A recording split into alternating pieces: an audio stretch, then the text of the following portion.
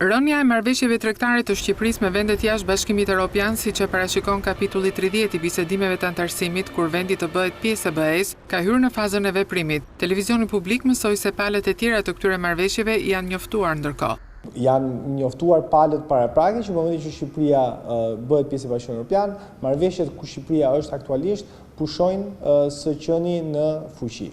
Sepse në momentin që ne hymë në Bashkimin Evropian, ne adoptojmë kuadrin e marrëveshjeve të tregtisë së lirë dhe të investimeve që vetë Bashkimi Evropian ka. Nga ana tjetër, administrata shqiptare vlerëson efektet paraprake të lidhura me marrëveshjet më imediate.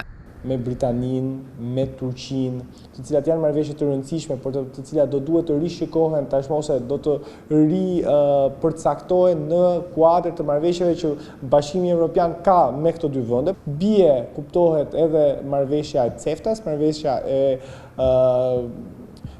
Evropës qendrore dhe lindore, por që në aktualisht për Shqipërinë është një marrëveshje tregtisë së lirë me 5 vendet e tjera të Ballkanit Perëndimor dhe me Moldavinë.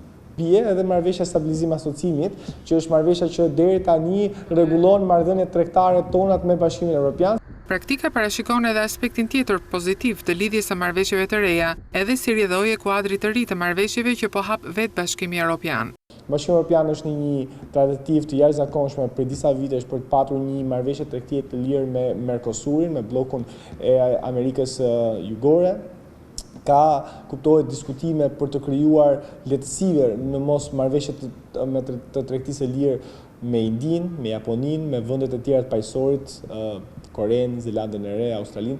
Dëshira është shprehur qoftë nga ambasadat e këtyre vendeve në Shqipëri, qoftë edhe nga një sër vizita që kemi bërë ne në nivele të larta politike dhe ekonomike, kam fjalën vizitat e fundit që kanë ndodhur qoftë në Japoni, qoftë në Kore, por edhe në Indi.